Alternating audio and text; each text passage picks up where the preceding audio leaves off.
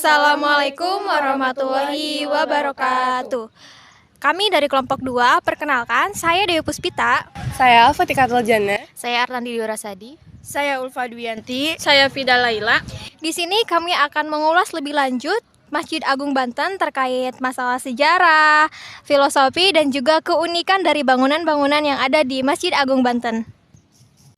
Baik, di sini saya akan menjelaskan terkait sejarah Masjid Agung Banten.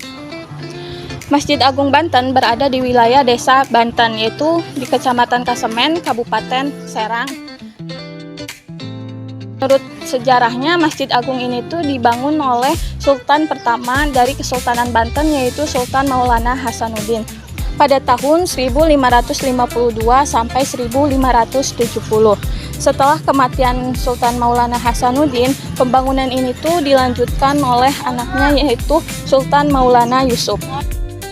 Pada pembangunan ini, masjid dibangun dengan arsitektur khas Jawa. Pada masa pemerintahan Sultan Maulana Muhammad pada tahun 1580 sampai 1596. Sebuah pewastren atau ruang untuk salat wanita yang terdapat di samping Masjid Agung Banten ini. Sampai saat ini, arsitektur Masjid Agung Banten masih terlihat kokoh dan juga masih terawat. Bangunan induk masjid berbentuk segi empat. Atap dari masjid ini berbentuk atap yang bersusun 5 dengan bagian kiri dan kanannya terdapat serambi. Serambi-serambi tersebut digunakan untuk makam para sultan. Serambi kiri terdapat makam Sultan Maulana Hasanuddin beserta istrinya. Lalu ada Sultan Abu Nasy Abdul Qahar dan juga Sultan Ageng Tirtayasa. Di serambi kanan terdapat makam Sultan Zainul Abidin dan juga Sultan Maulana Muhammad serta makam sultan-sultan lainnya. Ruang utama masjid dan juga serambi dipisahkan oleh sebuah dinding. Pintu berada dalam dinding segi empat di dinding yang berukuran 174 x 98 cm. Terdapat 2 buah lubang angin pada dinding yang mengapit pintu. Pintu bagian selatan berbentuk persegi panjang serta memiliki hiasan kertas tempel. Dinding barat dari masjid terdapat penyangga, pelipis cekung, setengah lingkaran, dan juga pelipis rata. Dinding utara membatasi ruang utama dan serambi utama. Di sisi lain, dinding selatan hanya memiliki 1 daun pintu yang menghubungkan ke bangunan untuk para wanita salat yang terdapat di dekat barat dinding.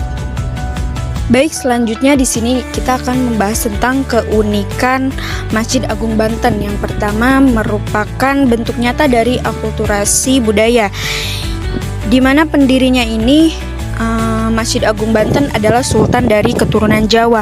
Tentu saja masjid ini memiliki fondasi dari arsitektur Jawa. Tidak berhenti di situ, Masjid Agung Banten adalah bentuk nyata dari akulturasi berbagai budaya, mulai dari bangunan Jawa, Cina, dan Belanda.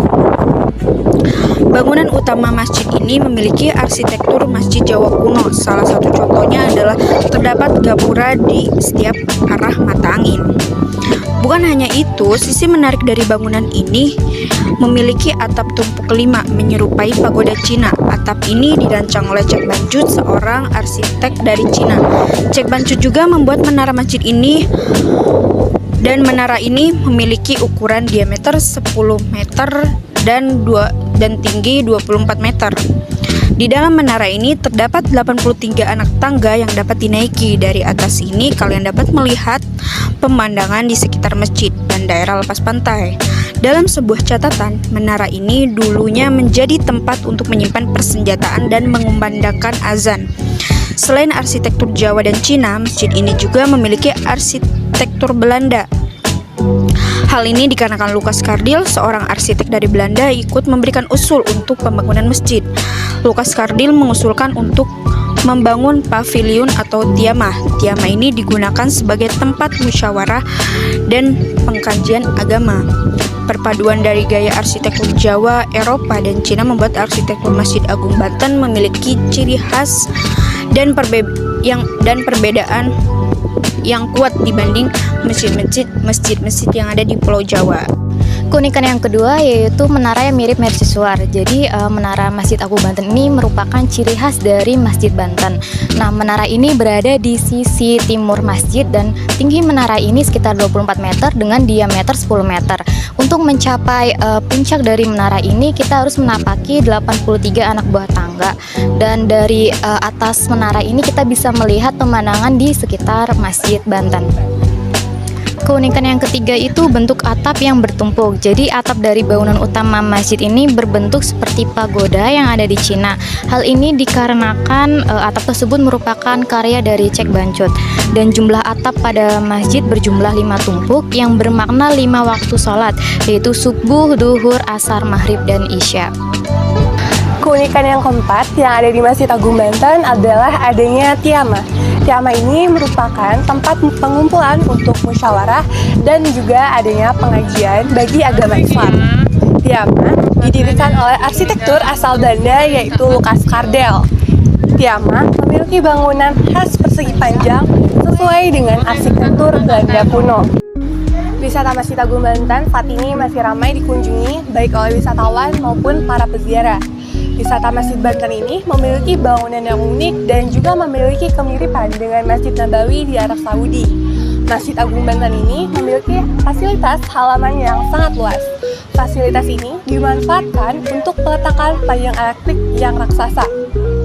Kita dapat memasuki wisata Masjid Agung Banten ini secara gratis dan juga kapan saja. Masjid Agung Banten yang saat ini masih berdiri tentunya telah mengalami beberapa perubahan karena telah beberapa kali melakukan pemugaran. Tapi kita harus mengingat bahwa masjid ini adalah peninggalan zaman dahulu. Selain menjadi tempat ziarah dan religi, kita dapat mempelajari sejarah yang terkandung pada masjid tertua di Pulau Jawa. Sekian penjelasan dari kelompok kami. Wassalamualaikum warahmatullahi wabarakatuh. Bye.